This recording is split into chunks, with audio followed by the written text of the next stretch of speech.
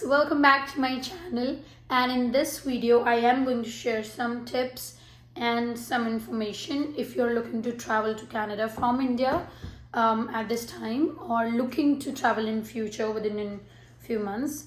As we enter in 2022, there are some changes and requirements that Canada government asks if you're traveling. I recently traveled back home visiting my parents. I went there for almost two to 3 months because I went there after like a very long time. So I am going to share some tips and experience with you that might help you in your travel. So without any further ado, let's begin with the video. The first is COVID test, which is quite very important at this time. Because of Omicron virus, there are some changes in the test requirements. Although the direct flight have been resumed from India to Canada, but they are still asking some specific COVID tests that you need to do. Okay, so my camera died on me at the last moment while I was speaking. Any which way, let's begin. So as I was mentioning, that if you're traveling directly from India to Canada from a direct flight, you would only need to get one COVID test from airport. If you're traveling from Delhi International Airport, you have to test it from Genistering Laboratory, where your test should be RT-PCR and it should be within 18 hours of your travel. Secondly, if you're choosing to travel from a third country, make sure you check what the third country COVID test requirements are. Usually, like I traveled from Chicago, so I had to take another test at the Chicago airport, and I think that was also, no, that was not a RT-PCR, that was only a PCR test, because Canada did not allow RT-PCR from Chicago. So I had to take another PCR test, and I made sure I have enough time to get the test results. So whenever you're booking, check your layover hours. Mine was around, I believe, 7 hours, so it was sufficient for me to get the results in. It took me only 1.5, so it was like in 2 hours max my result came in, and then that's it. So if you're traveling by a direct flight, I believe you have to take another COVID test. So make sure wherever you choose to get your flight from, you check their COVID entry requirements and exit requirements. Moving on to our second yet most important topic of this video is research. So you have to do as much as research you can possibly do. Like, you are watching this video as a part of your research. So similarly, you have to do research more, so you have more information with you on hand.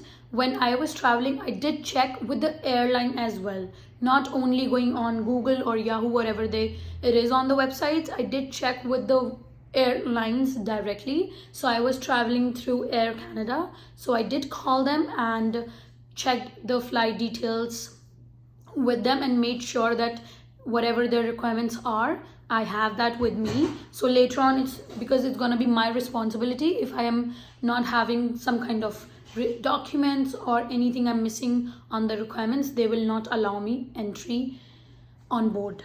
So if you are able to get a round trip directly, that's the best option, go with it. And if you're not, don't worry, you're still able to travel indirectly. It's just that you might have to do more research on it. So make sure you do as much as research you can do possibly.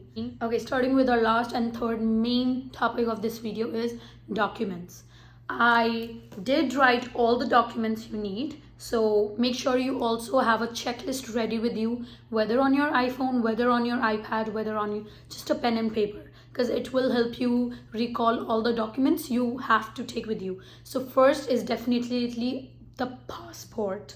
Without that, no, you're not traveling. So you have to have your passport. Secondly, your visa requirements. So if you're traveling, because right now only essential travels are allowed. So if you're traveling on a study permit, make sure you have your college offer letter.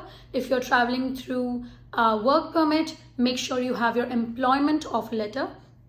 If you are a citizen or a permanent resident, you obviously have to have your card.